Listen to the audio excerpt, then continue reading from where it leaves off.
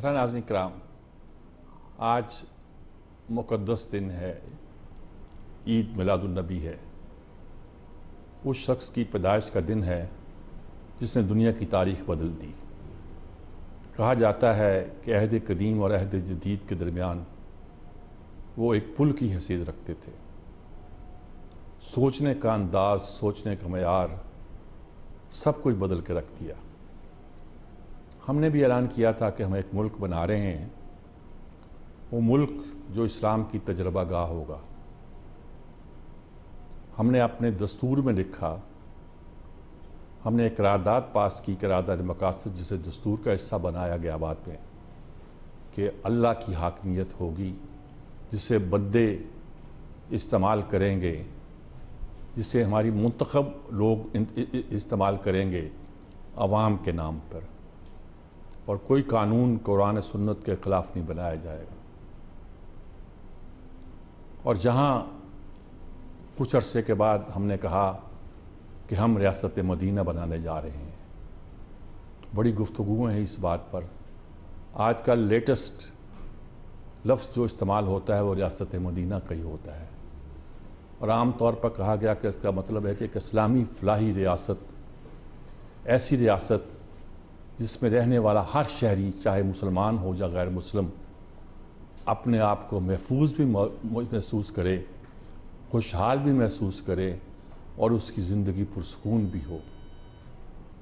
इस वक्त पाकिस्तान जिन मसाइल से दो चार है, और उन मसाइल के दरमियान जब हम रियासत मदीना की बात करते हैं तो हमें सोचना पड़ता है कि हम कहाँ खड़े हैं। कई सवाल उठते हैं। कभी हम अदलिया के बारे में सवाल उठाते हैं, कभी अपनी मईशत के बारे में सवाल उठाते हैं। आज इस मुक़द्दस दिन के हवाले से क्यों ना हम इस बात पर गौर करें, क्या हम अपने मुल्क को उस आइडियल के मुताबिक बना सके हैं जो हमारा मतमए नज़र था, और क्या हम बना पाएंगे? कुछ लोग तो मायूस हो गए हैं। मायूस हो गए बहुत से लोग तो मुल्क छोड़ने की बात करते हैं। दूसरे लोग कहते हैं मुल्क छोड़ने की बात तो हर ज़माने में होती रही है, आर्जी फेज़ गुजर जाएगा। कोई उम्मीद की किरण नज़र आती है? कोई ऐसा नज़र आता है कि हम अपने अगर नुक्ता नज़र पर फोकस कर लें अपने आप को तो मंजिल दूर ना होगी। बहरहाल आज पर गुफ्तगू करने के लिए स्टूडियो में हमारे साथ प्रोफेसर डॉक्टर शबीर अहमद खान साहब मौजूद हैं। बहुत पंजाब यूनिवर्सिटी के पॉलिटिकल साइंस के बहुत सीनियर उस्ताद हैं। आमर इलियास राना साहब हैं और नासिर बेग चुगताई साहब हैं, दोनों बहुत सीनियर सहाफ़ी हमारे साथी तजिया नगार हैं, वो भी मौजूद हैं। प्रोफेसर, पहले मैं आप ही से रहनुमाई लेता हूँ कि जो छोटी सी बात मैंने की है, आपको क्या लगता है हम पाकिस्तान की इस सूरत हाल में बैठ कर अपने आप को रियासत मदीना का शहरी तो खैर कहाँ क्या कहेंगे, हम कह सकते हैं कि हम कोई किसी फलाही रियासत, इस्लामी भी काट दीजिए, फलाही रियासत के तसव्वुर के करीब तक पहुँच रहे हैं, यहाँ पहुँच सकते हैं? मेरे साहब, ये बहुत बड़ी बात आपने की है, छोटी बात नहीं है ये।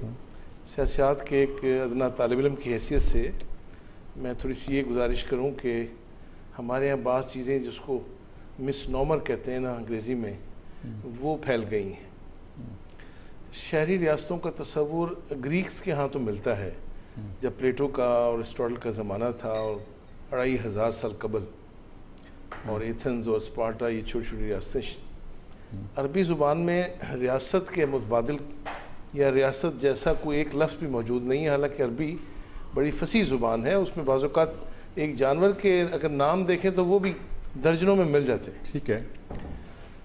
जिसको रियासत कहते हैं ये जदीद मगरबी तस्वुर है, और बल्कि जो मॉडर्न स्टेट जिसको कह लें, ये तो अभी मीडिएवल में भी ये तस्वुर नहीं था, और ये बाद में जन्म लिया। हमारे यहाँ खिलाफत का एक तस्वुर था, हमारे यहाँ एक बड़ा फाकी तस्वुर है। उस वक्त दुनिया में भी सल्तनतें हुआ करती थी, रियासतें कहाँ होती थी? और देखें, जब नेशन स्टेट का तस्वुर तो बहुत लेट आया। बिल्कुल ऐसे अरब एम्पायर जब बड़ी हुई है तो आपने देखा कि वो दुनिया के सारे कॉन्टिनेंट्स में, हत्ता कि यूरोप, स्पेन तो एक बहुत बड़ी खुद इंपीरियल पावर था। इन्होंने वहाँ पर भी जाकर हुकूमत की, और पूरे अफ्रीका में और पूरे एशिया में और फिर सेंट्रल एशिया में कोई दुनिया का कोना ऐसा नहीं था जहाँ पे आप कह लें कि यहाँ तक, यानी आप देख लें जब पाकिस्तान जहाँ मौजूद है सेकंड कैलिफ के दौर में, तो उमर रज़ी अल्लाह तआला के दौर में, तो यहाँ तक उनकी हुकूमत थी। और शायद जो मौजूदा ममालिक हैं दुनिया में, जो 200 कोई 60-65 के करीब तो मुल्क उस वक्त आते थे, बाद में عرب امپائر کے بعد اور بھی بنی. سر میرا کہنے کا مقصد یہ ہے کہ جو تصور ہے نا اسلام میں، جس کو آپ کہتے ہیں حاکمیت کا تصور کہہ لیں یا گورننس کا تصور کہہ لیں، جو بعد میں بعض جرمن فلاسفرز نے بھی، خاص طور پہ ایمینوئل کانٹ نے جب پرپیچول پیس لکھی تو اس نے بھی ایک تصور دیا جس کو آپ کہتے ہیں ورلڈ کا یا ورلڈ گورنمنٹ کا یا پیس کا. اسلام کا جو سیاسی نظام ہے وہ آفاقی ہے، اسے آپ کسی ایک شہر، کسی ایک ملک تک محدود نہیں کر سکتے، اور یہ اتنا اعلیٰ نظام ہے کہ اس کی بنیاد ایک بڑے اعلیٰ اصول پہ کھڑی ہے، اور وہ انصاف ہے جس کو ہم جسٹس کہتے ہیں، اور وہ ایکویلٹی ہے جس کو ہم، یہ جو تخصیص اور تقسیم ہے جو مساوات کہتے ہیں، ماڈرن ورلڈ نے پیدا کی ہے، اس کو، اس کی وہ نفی کرتے ہیں، ایکویلٹی ہے. لیکن بدقسمتی یہ ہے کہ ہم نے یہ جو دو بڑے وصف کہہ لیں، اس سے تو ہم نے دوری اختیار کر لی، اور ہم نے کوشش یہ کی کہ ہم ایک جو مغربی تصور ہے ریاست کا، شاید اس پہ عمل کرتے ہوئے ہم وہ حاصل کر لیں گے جو اسلام کا آفاقی تصور ہے. تو یہی وجہ ہے ہماری اس ناکامی اور فیلئر کی، کہ جس کو ابھی آپ نے فرمایا کہ میں کہتا ہوں اسلامی کے ساتھ آپ فلاحی کیوں لگاتے ہیں؟ فلاحی لگانے کی ضرورت ہی نہیں ہے. جب آپ ایک اسلامک تصور دے دیتے ہیں سیاست کا اور ریاست کا یا نظام کا، تو وہ نظام تو ہے ہی فلاح پہ مبنی. آپ کہنے کا مطلب اس وقت یہ ہے، خلاصہ یہ ہے کہ ہم ریاست مدینہ کا لفظ استعمال تو کرتے ہیں، لیکن ابھی تک ہم اس سے کوسوں دور ہیں، اور جو ہماری معیشت، نظام انصاف، نظام عدل اور نظام سیاست کا جو اس وقت صورتحال ہے وہ ہمیں تشویش میں مبتلا کیے ہوئے. ناصر ایک چوتھائی صاحب، آپ اس صورتحال پہ کیا تبصرہ کرنا چاہیں گے جس میں ہم رہ رہے ہیں؟ اسی پہ تبصرہ کریں. اس مقدس دن کے حوالے سے میں آپ سے یہ پوچھنا چاہ رہا ہوں. ڈاکٹر صاحب نے بالکل صحیح کہا.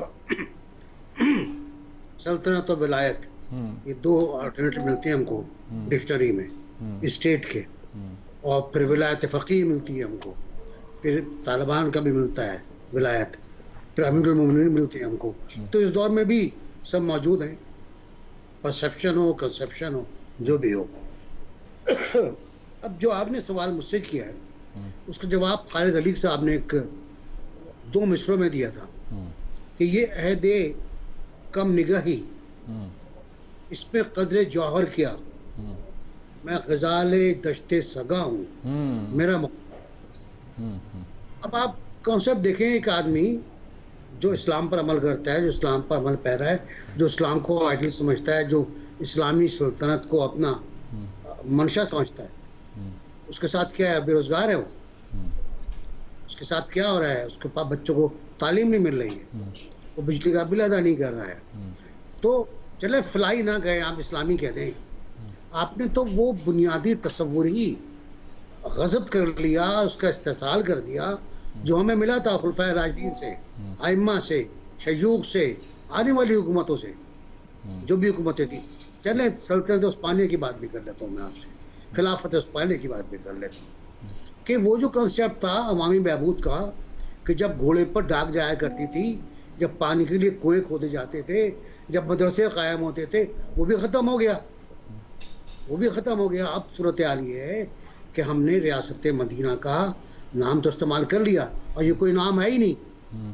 مدینہ تو حضور کا شہر ہے، حضور عالی مقام کا، ختم الرسول کا، ان پر کروڑوں لاکھوں درود و سلام ہو.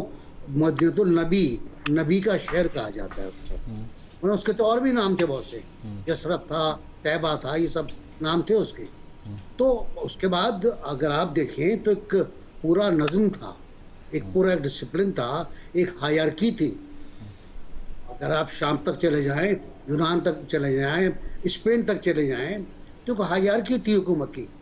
امیر المومنین اور گورنر اور یہ اور وہ سب چلتے تھے، کوئی خلا میں کچھ نہیں تھا، ٹھوس سالڈ تھا، اور بہت ڈسپلن تھا. عوام کو سہولتیں میسر تھیں، طالبی مدارسے کھولے جاتے تھے، تبلیغ برائے تعلیم ہوا کرتی تھی، عوامی بہبود کے منصوبے تیار ہوتے تھے. سوچا جاتا تھا کیا اب کیا کریں عوام کے لیے، عوامی بہبود کے لیے. ہم کیا کر رہے ہیں؟ ہم تو دوسروں گالیاں دے رہے ہیں، ایک دوسرے کو ہم ٹی وی پر بیٹھ کر جوتے اور لاتوں سے مار رہے ہیں. ہم اسی نام کے اوپر ہم اپنے آپ کو ناکارہ کر چکے ہیں. ہمارے پاس کوئی کنسپٹ نہیں ہے، ہمارے پاس کوئی ویژن نہیں ہے. ہم صرف اب دیکھیں آج جو کچھ ہوا ہے اس محترم مکرم دن پر، جو کچھ ہوا ہے اور کن کے ساتھ ہوا ہے، جو عید میلاد منا رہے تھے، جو خطبہ جمعہ سن رہے تھے، جو میلاد کا جلوس نکالنے کے لیے مدینہ مسجد پہنچے تھے، وہاں سے جلوس نکالتے وہ، ان کو جناب وہ کس کی غلطی ہے بھائی؟ یہ میری آپ کی غلطی نہیں ہے، یہ ان کی غلطی ہے جو کہہ رہے ہیں دشمن کا ہاتھ ہے، جو کہہ رہے ہیں امریکی ڈالر لے کر دھماکے کرائے گئے. کیسے انہیں دیا آپ نے دھماکے؟ کس طرح آپ نے عوام کو تحفظ فراہم نہیں کیا؟ کس طرح مسجد میں یہ دھماکے ہوئے جس میں درجنوں لوگ شہید ہو گئے؟ کوئی حساب ہی نہیں ہے. ٹھیک بات، ٹھیک بات، کوئی جواب طلبی نہیں ہے. ٹھیک اب بات. ایک انکوائری ہوگی، ایک جی آئی ٹی بیٹھے گی، سب کچھ ہوگا اور پھر دوبارہ ہو جائے گا. افغانستان سے آپ کے تعلقات، پرسوں ہبت اللہ صاحب نے کہا کہ پاکستان میں اٹیک کرنا حرام ہے، آج اٹیک ہو گیا، اس کا کیا ہوگا؟ جی ٹھیک بات، بالکل ٹھیک کہہ رہے ہیں عامر ریاض رانا صاحب. یہ ہم بڑے درد دل کے ساتھ طور پر ہماری جو معیشت کا حال کر دیا ہم نے. غریب آدمی کو روٹی نہیں ملتی جی، اور عام غریب کو کیا، خاص آدمی نہ ہو تو آدمی کو یہاں انصاف نہیں ملتا. اور وہ ساری چیزیں جو ہم تلاش کرتے ہیں اس ریاست کے جس کے نام پہ ہم نے یہ ملک بنایا ہے. ریاست مدینہ کا لفظ تو ہم نے خیر بعد میں استعمال کیا، لیکن اس سے پہلے بھی ہمارے کچھ کانسیپٹ تھے جس کے تحت ہم ایک آئیڈیل کی طرف بڑھے ہوئے تھے. کیا آپ کو کیا نظر آتا ہے کچھ ملک کا، ہم یہ اگر مذہبی بحث سے نکل بھی آئیں تو کوئی ملک کے حالات بہتر ہوتے دکھائی دیتے ہیں آپ کو؟ بات یہ ہے جی کہ نبی کریم صلی اللہ علیہ وآلہ وسلم کا دن اور اس کے اوپر گفتگو بہت علمی ادبی گفتگو ہو چکی. میں اس پہ کیا مزید ڈالوں کہ ہم آج کہاں کھڑے ہیں، دھماکوں میں کھڑے ہیں. ہم پاکستان کا مطلب کیا، لا الہ الا اللہ سے شروع ہوئے اور بات آ کے مدینہ کی ریاست کو اسلامی ٹچ دیتے ہوئے قاسم سوری صاحب پبلک میں بتاتے گئے کہ اصل میں مطلب کیا ہے ریاست مدینہ کا، کہ آپ کو ایک اسلامی ٹچ دینا. اور وہ کوئی حکمران ہو، جہاں ملٹری ڈکٹیٹر تھے جنرل ضیاء الحق، تو وائن برگر آئے تو انہوں نے کہا آج وائن بھی ہوگی، برگر بھی ہوگا. بھٹو صاحب نے بھی کہا تھوڑی سی پی لیتا ہوں، کچھ نہیں ہوتا. مطلب یہ ہم نے تو یہاں پہ ہر دور میں ایک سے ایک ٹچ دیا اور اپنا مطلب نکالا. اسلام کو ایک ڈھکوسلے کے طور پہ ہماری مملکت یوز کرتی ہے، مطلب جو کہ بالکل دنیا نے اگر انصاف کا اور فلاحی ریاست کا کنسیپٹ لیا تو وہ آپ کو مغرب میں تو مل جائے گا، وہاں اسکینڈینیوین کنٹریز میں مل جائے گا، یو کے میں آپ کو ان کی فلاحی ریاست کا وہ کنسیپٹ مل جائے گا جہاں امیر اور غریب کو بھوکا نہیں مرنے دینا اور کس طریقے سے سب لوگوں سے ٹیکس لینا ہے، اور جتنی آمدنی زیادہ ہوگی وہاں زیادہ ٹیکس ہوگا، اور یہاں جتنی زیادہ آمدنی ہوگی اتنی چوری زیادہ ہوگی اور ٹیکس سب سے کم ہوگا. صرف زیادہ سے زیادہ یہ ہے کہ آپ اور ہم تنخواہ لیتے ہیں اور ہم سے جتنا مرضی ٹیکس وہ وصول کر لیں، نچوڑ لیں. آئی ایم ایف کی ڈائریکٹر بھی کہتی ہے، ڈکٹیٹر ہی کہہ لیں ہمارے لیے تو وہ یہی کچھ ہی ہیں کہ غریبوں کو دیں امیروں سے لیں. یہاں سارے کے سارے امیر حکومتیں بناتے ہیں، ساری مرات بانٹتے ہیں، آپس میں تقسیم کرتے ہیں اور عام آدمی کو نچوڑتے ہیں. اور یہ آپ جس مرضی حکومت کا نام لے لیں، کوئی بندہ نام لے لیں، کوئی پارٹی نام لے لیں، کسی نے یہ بات نہیں چھوڑی. مرات ایس آر او کی صورت میں ہر دور میں صرف بڑے آدمی کو اویلیبل ہے، انصاف ہر دور میں بڑے آدمی کو اویلیبل ہے. اب دیکھتے ہیں چیف جسٹس صاحب نے چونکہ خود بطور جج انصاف حاصل کیا کٹہرے میں آ کے اپنی بیگم صاحبہ کے ساتھ، تو توقع ہونی چاہیے کہ وہ کچھ دنوں میں دونوں جج لا کے 17 جج کر کے، اور جو تنازعات پہ گری سپریم کورٹ ہے اس کو 10-15 دن 20 دن اور مہینہ لگا لیں. اور عام آدمی کی کیسز کی طرف وہ گفتگو کر رہے ہیں اور وہ کہتے ہیں کہ مجھے آئین سے بھی زیادہ سب سے اوپر اللہ تعالیٰ ہے، جس کے نتیجے میں جو بات آپ نے سٹارٹ کی کہ وہ اختیار بندے کو ملتا ہے اور حاکمیت کا تصور ہے. تو میری تو فیملی، میرے تو والد خود کرنال سے آئے اور وہ اسلامیہ کالج لاہور میں پڑھتے تھے 47 میں، تو سب نے ہجرت کی. تو ہم تو وہ سنتے آئے بچپن سے کہ پاکستان کیوں بن رہا تھا، کیا بن رہا تھا، لیکن یہاں صرف مطلب نکالے گئے. جس طرح لوگوں کے وسائل آج بھی سندھ کے اندر ایک سسٹم بن کے 15 سال سے مسلسل لوٹا جا رہا ہے، اور اب وہ جو کہہ رہے ہیں کہ ہمیں لیول پلینگ فیلڈ دی جائے تو اس سسٹم کو بچانے کی ہے. مریم نواز اگر کہتی ہیں تو وہ بھی سسٹم میں اپنی جگہ بنانے کے لیے کہہ رہی ہوتی ہیں. آپ کو دیکھ لیں، ان کی جتنی حقیقی آزادی ہے وہ یہ ہے کہ ملک کی اسٹیبلشمنٹ انہیں دوبارہ گود میں لے لیں. بس یہ ہے ہماری اسلامک ٹچ اور اسلامی فرائی مملکت. ٹھیک بات بالکل. دیکھیں یہ آپ نے گفتگو سنی ہے تو بڑے درد دل کے ساتھ کی جانے والی باتیں، لیکن یقینی طور پر ہم نے پاکستان کو ایک آئیڈیل ریاست بنانے کا خواب دیکھا تھا، ایک تجربہ کا بنانا تھا ہمیں، اور وہ تو بنا نہیں پائے. لیکن جس جگہ پھنسے ہوئے ہیں اس سے نکلنے کے لیے ایک راستہ کون سا ہے، اسی راستے پر چلیں جس کا ہم نے خواب دیکھا تھا۔ اور پاکستان کو جو مشکلات اس وقت درپیش ہیں، خاص طور پر دو باتوں کا ذکر کیا گیا، ایک انصاف کا، ایک معیشت کا، اور ایک سیاست کی بدلتی ہوئی صورتحال کا بھی تیسری بات اضافہ اگر ہم کر لیں تو یہ وہ صورتحال ہے جس سے نکلنے کا کیا کوئی راستہ دکھائی دیتا ہے۔ ایک وقفے کے بعد دوبارہ بات کرتے ہیں۔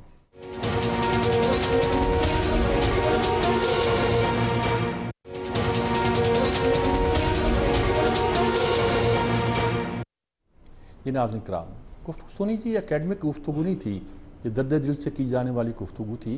پریکٹیکل ہم انصاف چاہتے ہیں، ہم غریب کو چاہتے ہیں کہ اس کو روٹی ملے، انصاف تو ملے بھی، ساتھ روٹی ملے، یعنی اس کی ملک خوشحال ہو۔ اور تیسری بات ہم چاہتے ہیں کہ ہمارا جو نظام سیاست ہے وہ ہر آدمی کو محسوس ہو کہ اس کے لیے ایک مساوی صورتحال پیدا کرتا ہے۔ سب کیا ہم کچھ اس طرف کیا کرنا چاہیے ہمیں پاکستان کو ان حالات سے نکالنے کے لیے؟ ہم مسلمان ہیں، آج یوم عید میلاد النبی ہے، کیا کرنا چاہیے؟ ہم اکیڈمک بحث نہیں کرتے اس وقت، مذہبی بحث نہیں کرتے، پولیٹیکل بحث کرتے ہیں۔ چلیے کیا نظر آنا چاہیے؟ ہم بالکل، آپ نے صرف فرمایا کہ پریکٹیکل ہم بات کر لیتے ہیں۔ فرسٹ کیلف جو تھے حضرت ابوبکر صدیق رضی اللہ تعالیٰ عنہ، ان کا میں آپ کو پہلا ایڈریس جو ہے نا کمال کا ہے، جو انہوں نے بنی ساعدہ میں کیا، میں اس کا ایک جملہ آپ کو سناتا ہوں جو اب ماڈرن ڈیموکریسی میں کوئی لیڈر یہ جملہ نہیں بول سکتا، نہ جرات کر سکتا ہے۔ آپ فرماتے ہیں کہ آپ میں سے وہاں کون لوگ بیٹھے ہوئے ہیں؟ بڑے رچ لوگ بھی بیٹھے ہوئے ہیں، حضرت عبد الرحمن بن عوف بھی بیٹھے ہوئے ہیں، حضرت عثمان غنی بھی بیٹھے ہوئے ہیں، اور یہ وہ حضرات ہیں جو دولت کے لحاظ سے شاید اب بھی کوئی ان کا مقابلہ نہ کر سکتا ہوں۔ آپ فرماتے ہیں آپ میں سے جو طاقتور ہے وہ میرے نزدیک کمزور ہے، اور آپ میں سے جو کمزور اور غریب ہے میرے نزدیک وہ طاقتور ہے۔ اگر میں اس طاقتور سے اس غریب کا حق چھین کر نہ دلوا دوں اس کو۔ دیکھیں یہ پیرامیٹر ہے، جس ریاست کی ہم بات کر رہے ہیں اور جس دین کی ہم بات کر رہے ہیں، اس میں جو عوام کے درمیان جو برابری ہے وہ اس نوعیت کی ہے۔ اور سب سے بڑی خوبی یہ ہے سیاسی نظام کی، اس میں کوئی ریجیڈیٹی نہیں ہے۔ چار خلفاء ہیں، ان کا انتخاب ہوا ہے اور چاروں کا مختلف طریقے سے ہوا ہے، وہ اب بھی ہو سکتا ہے۔ ہم نے یہ جو ایک تجربہ کیا 75 سال تک، جس کو مغربی جمہوریت کہتے ہیں، اور ہم آج اس نتیجے پہ پہنچے ہوئے ہیں کہ ایک فیل نظام ہے، اور ہم کہتے ہیں انسٹیبلٹی ہے، نہ تو ہم عدلیہ ویسی بنا سکے نہ ہم پارلیمان ویسی بنا سکے۔ ہم نے اگر آئین کو اٹھا کر دیکھیں تو آپ نے صرف فرمایا آرٹیکل 2A جو ہے وہ تو وضاحت کے ساتھ آبجیکٹیو ریزولوشن کو ہم نے آئین کا ایسا بنا دیا۔ ہم اس میں الفاظ تو وہ شامل کر دیے ہم نے کہ اس میں اقتدار کا جو سرچشمہ ہے وہ کون ہے اور اصل اقتدار کس کے پاس ہے، لیکن کبھی اس کا عملی ثبوت نہیں دیا۔ آئین میں 38 شقیں ایسی ہیں، 38 جو صرف اس بات کی غمازی کرتی ہیں کہ یہاں کے جو رہنے والے ہیں وہ کس طرح سے برابر ہیں، اور ریاست ان کو کیا کیا چیزیں مہیا کرنے کی ذمہ دار ہے۔ وہ 38 شقیں تو ایک کہ ہمیں صرف 90 دن ہی یاد رہتا ہے، وہ یاد رہتا ہے۔ آپ دیکھیں کوئی بھی نظام جو ہے نا، آپ صرف اس کو پیپرز پہ لکھ کے اور اس کی تحریر کر کے آپ جب تک لوگوں کی وہ تربیت نہیں کر، مجھے بتائیں کوئی کرپٹ سسٹم افریقہ کا کوئی ملک ہوگا جس میں ایسا ہوگا جو آپ کے یہاں ہے؟ چھوٹے ادارے سے لے کے اوپر تک آپ چلے جائیں، مجھے بتائیں کس نظام کی بات ہم کرتے ہیں یہاں پہ؟ ہم باتیں اب پھر مجھے کہنا پڑے گا، اگر آپ مجھے تاریخ سے مثال دینے دیں، حضرت عمر بن عبدالعزیز رضی اللہ تعالیٰ عنہ جو کچھ عرصہ 2 سال سے بھی شاید کم ہے ان کا عرصہ جو ہے، ایک ڈیلیگیشن آیا تو انہوں نے کہا ہمیں ملنا ہے آپ کے خلیفہ سے، تو لوگوں نے بتایا جی فلاں جگہ آپ جائیں گے تو وہ فلاں جگہ آپ کو اس کے سامنے وہ جو گھر ہے نا، وہاں جب وہ ڈیلیگیشن پہنچا تو دیکھا کہ ایک آدمی اپنی لپائی کر رہا ہے اپنے گھر کی کچے کی، اور خاتون خانہ بھی اس لپائی میں، وہ انہوں نے کہا واپس چلے گئے، تو انہوں نے کہا وہ گھر تو میں نہیں ملا، وہاں تو ایک آدمی، انہوں نے کہا جو وہی تو تھے ہمارے خلیفہ۔ مجھے یہ بتائیں، یہ آپ کی ہسٹری ہے اور یہ تاریخ ہے، اور یہاں آپ کے رولر کے اب انبار بھرے ہوئے ہیں دولت کے، اور کوئی پوچھنے والا نہیں ہے کہ یہ کہاں سے آئی ہے اور کیسے کمائی گئی ہے۔ تو میں نے کہا کہ یہ جو بات ہے نا کہ بات یہ کرنی، اور سے لفاظی کی حد تک ہمارا جو سیاسی نظام ہے جو ہمیں دیا گیا ہے، یہ جو ہم آئین میں بھی بات کرتے ہیں، اس کی بنیاد جیسے میں نے کہا کہ انصاف ہے، اس کی بنیاد برابری ہے، اس کی بنیاد یہ کرپشن نہیں ہے، ظلم نہیں ہے، زیادتی نہیں ہے، یہ جو ادارے ہیں ان کا محاسبہ اور احتساب وہ بنیادی وصف ہے۔ پھر خاص طور پہ جو آپ 62-63 کی بات کرتے ہیں اس کو آپ نے آئین کا حصہ بنا دیا۔ ذرا گریبان میں جھانک کے دیکھیں جن کو ہم اختیار دیتے ہیں، کیا وہ 62-63 پہ پورا اترتے ہیں؟ کیا انہیں ہم صادق اور امین کہہ سکتے ہیں؟ تو طے یہ ہوا کہ لکھنے سے تو یہ بات نہیں ہوگی جب تک کہ ہم اس کو نافذ نہیں کریں گے، عمل نہیں کیا جائے گا. بالکل ٹھیک بات ہے. ناصر بیگ چغتائی صاحب، یہ تو دل کے پھپھولے پھوڑ رہے ہیں ہم سب لوگ. کوئی نظر آتا ہے کچھ ہم آگے بڑھتے ہوئے نظر؟ یہ بات تو بالکل ٹھیک کہی کہ دیکھیے جی جی میرے صاحب بہت سے مثالیں دے سکتے ہیں، بہت سی مثالیں. پہلے خلفائے راشد سے لے کر کربلا تک کی مثالیں ہیں جو موجود ہیں. کتابیں بھری ہوئی کتابیں کہ انسانی حقوق کیا ہیں، بنیادی حقوق کیا ہیں. مسلمان یا کافر کا کوئی اس پہ وہ نہیں ہے، شہری کا مسئلہ. پاکستانی آئین میں کٹ شارٹ کر رہا ہوں اس لیے کہ آپ کا پروگرام بڑا مختلف ہے اور یہ طبیعی پروگرام نہیں ہے. کہ پاکستانی آئین جو بنا اس کی بنیاد ہی دراصل یہی تھی کہ انسانوں کو حقوق ملے، شہریوں کو ان کے تمام حقوق ملے، کھانا پینا، روٹی روزگار، تعلیم اور انصاف اور حقوق، بنیادی حقوق اور برابر کی حقوق اور مساوی حقوق. اور ہم نے کیا کیا؟ بہت مطلب دکھ ہوتا ہے کیونکہ یہ آج کی تاریخ ہے. یہ تاریخ نہ بنو امیہ کی ہے، نہ بنو ہاشم کی ہے، نہ قریش کی ہے. یہ ہم خبیثوں کی تاریخ ہے کہ ہم نے پہلے ہی 1956 میں آئین کا تھلن تختہ کر دیا. ٹھیک ہے، چلو بے آئین. اس کے بعد ایک اپنا آئین دے دیا ہم نے، پھر اس کو بھی ہم نے خود توڑ دیا جاتے جاتے لات مارتے. پھر ایک آئین اور آیا 72 کا آئین، اور اس میں واقعتاً ایک کمپریہنسو آئین ہے وہ، جس میں سب کچھ موجود ہے، جس پر سب نے دستخط کیے ماں سوائے چند کے. لیکن اس کو بھی ہم نے اس طرح توڑا اور اٹھا کے ایک دیا. ایک چند صفحے کی کتاب ہے اور سیاستداں میرے سامنے دو ملاتے ہوئے چلے ہیں اشارہ. تو جب یہ ہمارا فریم آف مائنڈ ہو، جب یہ ہمارے ذہن میں ہو کہ میں مالک و خود مختار ہوں، ایسے نہیں ہوتا. اس طرح بھائی نہیں ہوتا. اور احتساب بھی اس طرح نہیں ہوتا جس طرح ان صاحب نے کرنا چاہا. اور احتساب اس طرح بھی نہیں ہوتا جس طرح آج پھر کیا جانے والا ہے. بات یہ ہے کہ احتساب کس کا؟ اب پھر مثال دوں گا میں آپ کو امیر المومنین کی کہ کرتا کہاں سے آیا بھائی؟ ٹھیک ہے، کرتا پکڑ کے لاتا ہے وہ، یہ کہاں سے آیا؟ تو چلیں یہ نہیں کر سکتے آپ وہ نہیں ہیں. آپ بہت گناہ گار لوگ ہیں. کچھ تو کر لیں، ٹھیک سے تو کر لیں. اپنا تو احتساب کر لیں آپ بقول چیف جسٹس کے کہ میرا بھی احتساب کیا جائے. میں بھی قابل احتساب ہوں. سب احتساب کریں. اور بڑا درست سوال ہے، اور یہ سوال آج کے منافقانہ دور کی عکاسی کرتا ہے کہ آپ نے جب آپ یہ بتائیے کہ میرے فیصلے میں، فیض آباد کے فیصلے میں کیا نقص تھا کہ آپ لوگ پٹیشن لے کر آ گئے، اور اب کیا آپ کو اچھا لگ رہا ہے؟ واپس لے رہے ہیں. تو یہ بہت کلاسیکل مثال ہے ہماری دو چہروں والی. تو بات یہ دیکھیں، یہ ملک بنایا سیاستدان ہے اور وہی چلائے گا اس کو. ٹھیک بات، خلاصہ آپ نے بیان کر دیا جی. بڑا جی عامر الیاس رانا صاحب، اب آپ دل کے پھولے پھوڑیں، کیا کہتے ہیں آپ اس کو؟ آپ بالکل ڈاؤن ٹو ارتھ بات کرنے کے عادی ہیں. آپ بتائیے کہ کیا ہم یعنی کہ الجھ گئے ہیں دوسری باتوں میں بھی، لیکن آپ اب بتائیے کیا ہو کیا رہا ہمارے ساتھ، کیسے نکلیں گے اب؟ لیکن سیدھی بات تو ایک انصاف کا تو رستہ نظر یہ آتا ہے، معیشت کا آپ سے بہتر کون جانتا، کیسے کوئی نکلتا دکھائی دیتی ہے ہم اس کو؟ ہمارے دیکھیں نا، معاشرے کا سوشل فیبرک تو ٹوٹ گیا ہے. ٹھیک ہے، ٹوٹل. ہمارا عمرانی معاہدہ جو پارلیمنٹ نے بھی کیا، وہ ہم نے اپنی مرضی سے اس کی ایسی کی تیسی پھینک دی. چاہے وہ کاغذ کا ٹکڑا قرار دیا یا اس کے اندر اتنی ترامیم کی کہ سپریم کورٹ کہتی ہے کہ جاؤ میاں مشرف، جو دل کرتا ہے وہ کر لو، آئین کے ساتھ کھلواڑ کرو. کیونکہ ہم نے تو اپنے حلف میں جو اللہ کا نام لیا تھا، جس کی حاکمیت کو مانتے ہوئے چیف جسٹس نے اوتھ لیا تھا، انہوں نے مشرف کو بھی راستہ دے دیا، انہوں نے ضیاء الحق کو بھی راستہ دے دیا، سب نے دیا. اس معاشرے میں کبھی جب ہم چھوٹے تھے، کم سے کم میں یہ کہہ سکتا ہوں کہ ہم یہ دیکھتے تھے کہ جو کوئی راشی ہے، کرپٹ ہے، اس کے بارے میں محلے میں بات ہوتی تھی، یہ گندے لوگ ہیں. اور آج ٹھیک ہے، کرپشن جو ہے وہ باعث عزت اور افتخار ہے. اور جو شریف آدمی ہے اس کو کوئی منہ نہیں لگاتا، جیسے حکومتیں بھی نہیں لگاتی اپنے عام شہریوں کو، نہ عدالتیں لگاتی ہیں اپنے عام شہریوں کو۔ ریاست کے نام پہ سب سے زیادہ پیسہ اکٹھا ہوتا ہے عام آدمی کے نام پہ، سیلاب میں پیسے اکٹھے ہوتے ہیں عام آدمی کے نام پہ، زلزلے میں پیسے اکٹھے ہوتے ہیں عام آدمی کے نام پہ۔ اور جب اگر کوئی انجینئر جولی یہاں پہ آ جائے تو وزیر اعظم بیٹھا ہوا اپنی خاندان کی، اس کے ساتھ تصویریں بنانے کے لیے سرکاری جہاز استعمال کرنے میں نہیں ہٹتے۔ یوسف رضا گیلانی کے اوپر ترکی کی خاتون اول کے ہار کا بھی آ گیا۔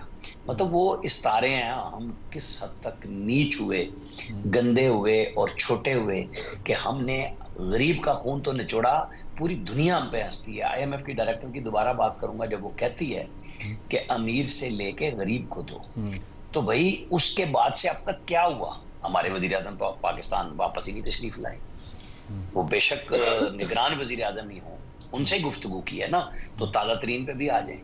ان کو سب لوگوں نے سراہا تھا کہ ایک اچھے ہمبل بیک گراؤنڈ سے آیا ہے، پڑھا لکھا ہے، لیکن حرکتیں تو پھر وہ اشرافیہ والی کر رہے ہیں، بلکہ ان سے بھی آگے جا کے کر رہے ہیں۔ مطلب ہم کس کے اوپر کیا بات کریں گے کہ یہاں پہ کسی عام آدمی کو رستہ ملتا ہے تو وہ بھی اسی رستے پہ کھڑا ہوتا ہے جہاں اشرافیہ پہلے سے موجود ہے۔ تو بات وہ ہے کہ آج سوشل میڈیا کا دور ہے، جو یوٹیوبرز ہیں سب ہیں جو ایکویلٹی پہ بات کرتے ہیں، پسند اور ناپسند کسی کی اچھی اور بری ہو سکتی ہے۔ تو ضرورت آج اس امر کی ہے کہ جب آپ فیسیلیٹیشن کونسل بنا کے شہباز شریف صاحب چلے جاتے ہیں، نگران وزیر اعظم آ جاتے ہیں، 2 اکتوبر کو آپ دوبارہ بیٹھ رہے ہیں، ظاہر ہے اس کے اندر کردار تو آرمی کا ہی ہے نا، جو سارا کچھ نچوڑا جا رہا ہے اس وقت۔ کچھ لوگوں کے گھروں پہ چھاپے لگ رہے ہیں، گوداموں پہ لگ رہے ہیں، تو یہ صرف مصنوعی نہیں نہ ہونا چاہیے، اس کو ایک پائیدار شکل دینی چاہیے، اور اس کے لیے سب کو بٹھانا ہوگا، اس معاشرے کے تمام طبقات کو باندھنا ہوگا نئے سرے سے کہ ہماری بچت نہیں رہی، اب ہمیں لوگ نہیں دینے کے لیے پیسے تیار۔ آج سعودی عرب اور یو اے ای ہو، قطر ہو، وہ کہتے ہیں آپ ایک جب عمرے پہ آتے ہیں سعودی عرب میں، یا آپ ریاست مدینہ کے والی کے شہر میں پہنچتے ہیں، نبی کریم صلی اللہ علیہ وسلم کی مسجد میں جاتے ہیں، اور آپ کو ریاض الجنہ میں نفل پڑھنے ہیں، تو دونوں طرف عمرے کے لیے اور اس کے لیے آپ کو ایپ یوز کرنی پڑتی ہے، ٹائمنگ لینی پڑتی ہے۔ وہ کہتے ہیں ہم کاروبار بھی اس طرح کرنا چاہتے ہیں۔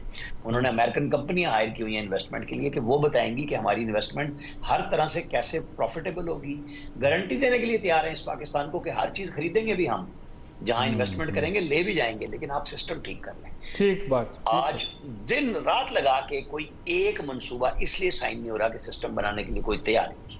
ٹھیک بات، ٹھیک بات۔ جی ناظرین کرام، ایک وقفہ لیتے ہیں، وقفے کے بعد ہم کوشش کریں گے کہ اس بات پر پہنچنے کی کہ کوئی امید کی کرن نظر آتی ہے، کیا وہ راستہ جس کی طرف ہم جانے، یا کوئی ہم آج کے دن کوئی عہد کر سکتے ہیں جسے ہم کہتے ہیں تجدید عہد کا دن ہے؟ کوئی عہد تو کیا تھا ہم نے، پاکستان بنتے ہوئے عہد کیا تھا کہ ابھی تجدید عہد کا دن اگر ہم کہیں اسے تو کر سکتے ہیں کہ پاکستان کسی ایسے سمت چل سکے جس سمت چل کر ہم اپنی منزل پر پہنچ سکیں۔ ایک وقفہ، وقفے کے بعد حاضر ہوتے ہیں۔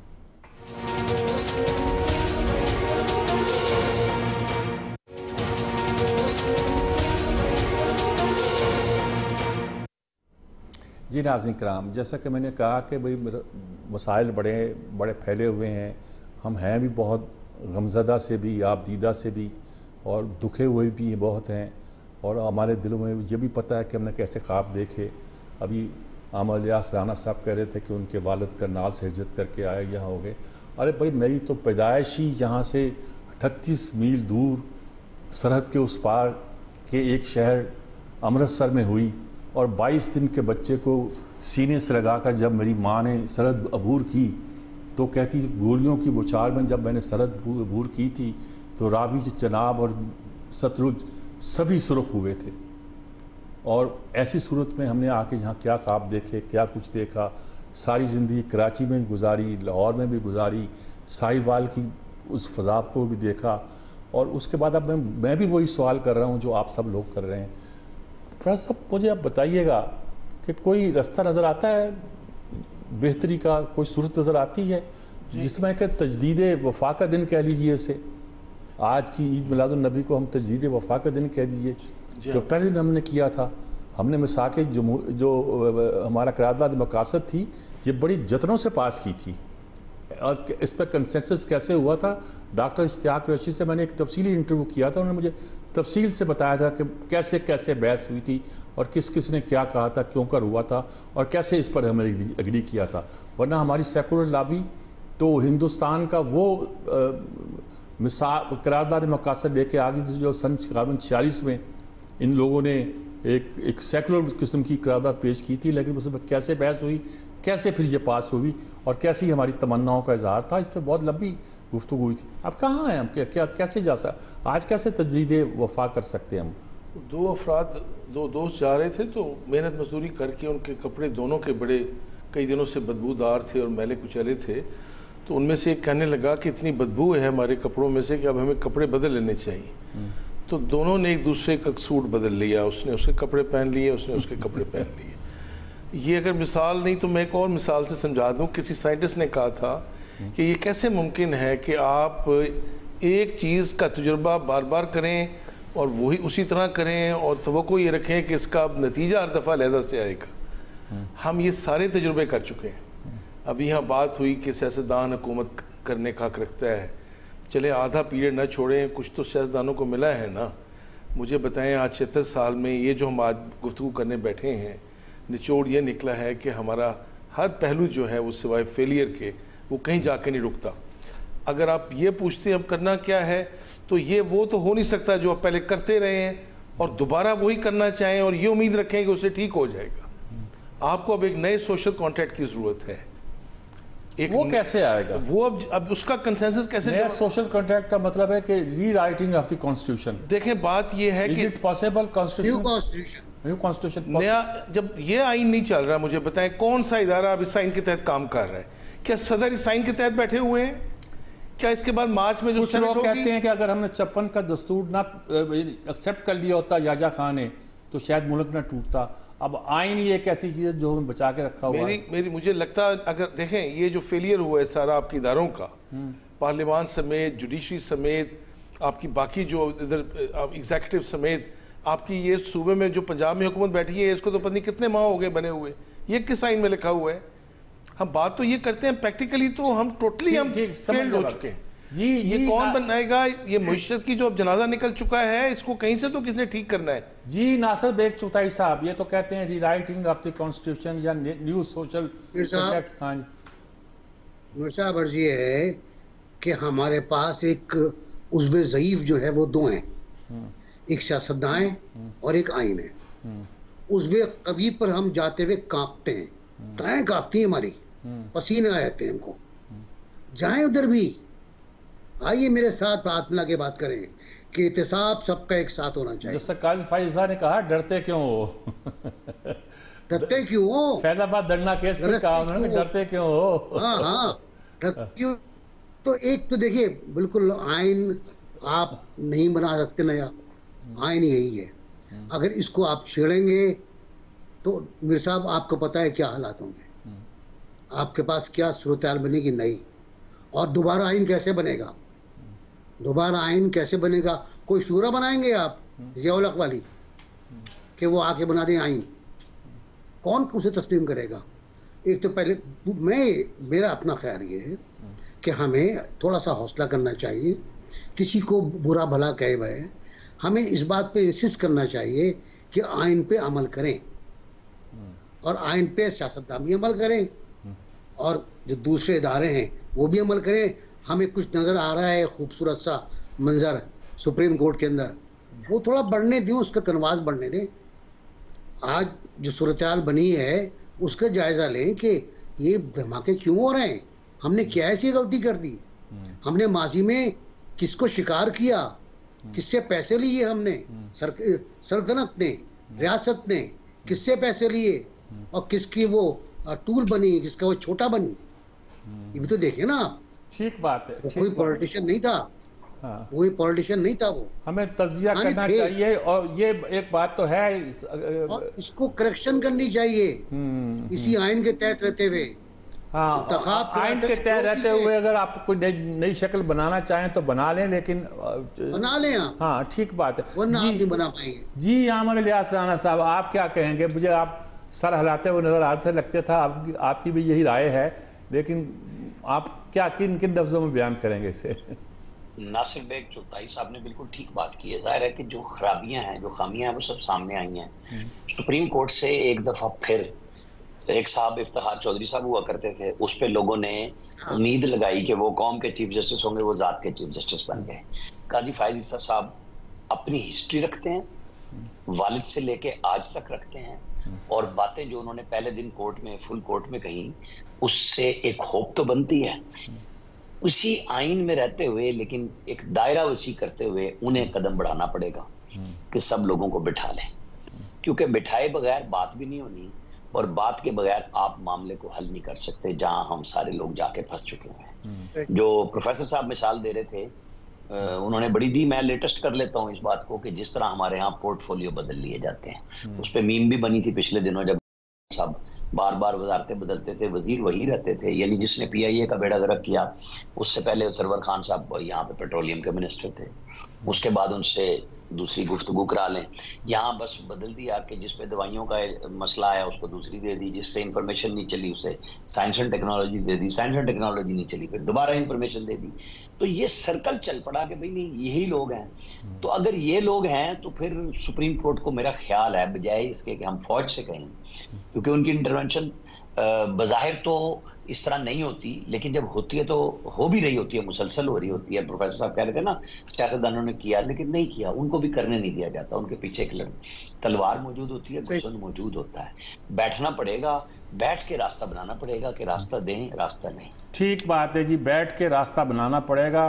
और कुछ तवक्कुआत हैं कि अगर हमारे चीफ जस्टिस, जिनसे बहुत तवक्कुआत हैं, अगर वही आउट ऑफ द बॉक्स जाकर ही बैठकर कोई रास्ता तलाश करें और सबको उस रास्ते पर चलने पर मजबूर करें या उनको राग़ब करें, तो मेरे ख्याल में ये एक ऐसा रास्ता निकल सकता है जो शायद एक काबिल कबूल रास्ता हो, और वो रास्ता हमें कोई मंजिल की तरफ लेके जाए। मंजिल पता नहीं कितनी दूर है, कितनी दूर नहीं है, लेकिन बहरहाल हमें मंजिल तक पहुँचना है।